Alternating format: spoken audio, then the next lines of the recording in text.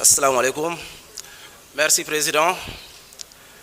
Bonjour, Monsieur le Premier ministre, Mesdames et Messieurs les membres du gouvernement. maa ngi leen di nuyu kenn ku ne ci turam di leen jaajëfal lu bari très chers collègues waa diaspora maa ngi leen di nuyu waa Ñambato aussi maa ngi leen di nuyu. Monsieur le Premier ministre, oye oyaye bilen jambe diala Sénégal fondincelu wala pareta Africa sonko benala.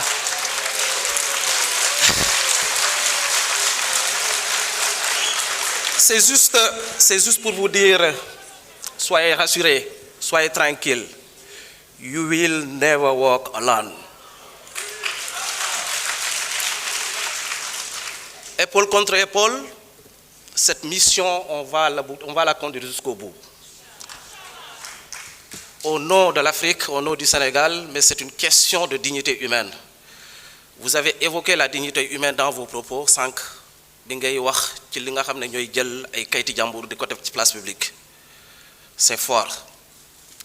Bi ngay évoqué votre référence, c'est Mohammed sallallahu alayhi wa sallam. Dañ koy sentir ci vos propos. Sur ce, vous ne serez jamais seul. Nous tous, cette génération sera à vos côtés. Inch'Allah, on va réussir ce coup. Et pour réussir ce coup, il faut être connecté. Connecté au projet, connecté à la vérité. Vous l'avez annoncé sur sa poste sur Facebook. Connecté à l'esprit du projet qui nous lie, c'est-à-dire au projet de PASTEF. Mais cette connexion, cette connectivité a tout le temps été problématique dans ce pays-là. Biñ fi ñëw en 2024, l'Internet aujourd'hui est un impératif pour le développement. À Dakar ou dans les zones urbaines, on parle des chiffres yoo xam ne ñu ngi tollu selon l'enquête INTIC de 2024, plus de 43%. ñi nga xam ne am nañ internet seen biir kër mais boo génnee Dakar nga dem dans les zones lointaines ce n'est qu'à 3%. On parle de fracture numérique. Boo demee dans des zones frontalières parfois la connectivité réseau yi nga fa am mooy le réseau des autres pays frontaliers comme la Gambie et autres. C'est une question lancinante. Heureusement que le gouvernement que vous conduisez avait pris les devants depuis votre arrivée di uti ay pexe à travers le New Deal technologique ak yeneen yi nga xam ne les 14 axes ak 12 programmes yi nga xam ne moo ci nekk.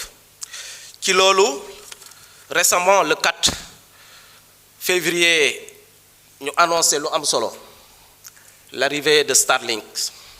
Beaucoup d'espoir mais aussi beaucoup d'interrogations de la part des Sénégalais, des citoyens sénégalais.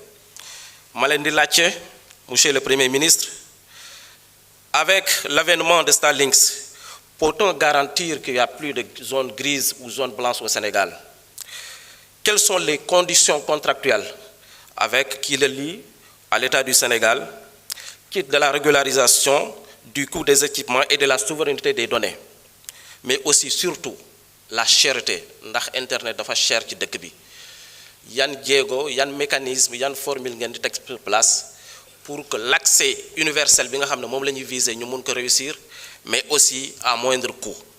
Beneen bi, on parle de données, on parle de souveraineté. Récemment, que ça soit au niveau de la DGID mais aussi au niveau de la DAF, il a été question d'attaque.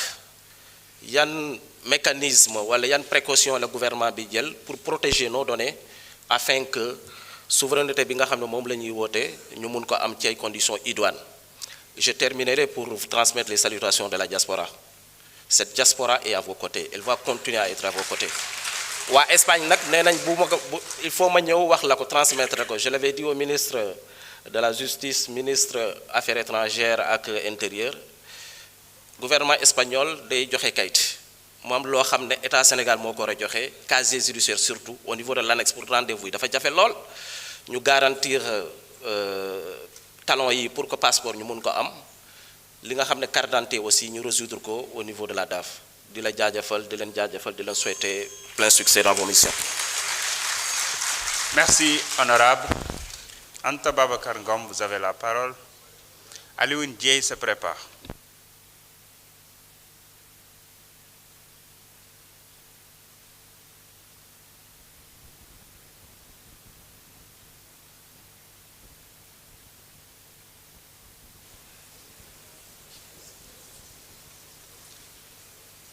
Merci, Président. Assalamu alaikum, mbokki Sénégal. Monsieur le Premier ministre, réew mi doxut. Réew mi doxul, réew mi doxul, ñaari atum yàlla, réew mi doxul. Sénégalais yi am na ñuy xaar, ñi di dundee yaakaar, mais yaakaar mi ngi bëgg a tas, te ñiy xaar ñi ngi bëgg a xaddi. Diagnostic bi nag def nga ko. 17% de surfacturation, 40% ci budget boo xamante ne dañ ko luubal, dette cachée, 300 milliards yoo xamante ne économiser ngeen ko ci contrat yi ngeen renégocier. Très bien, mais ku wax ay jàngoro faaw nga wax solution yi saafara ji. mais bëgg a xam monsieur le Premier ministre kañ ngeen di def ay pose de première pierre, kañ ngeen di def ay inauguration, kañ ngeen di wax ay bonnes nouvelles yoo xamante ne dina mën a dëfal xolu sénégalais yi.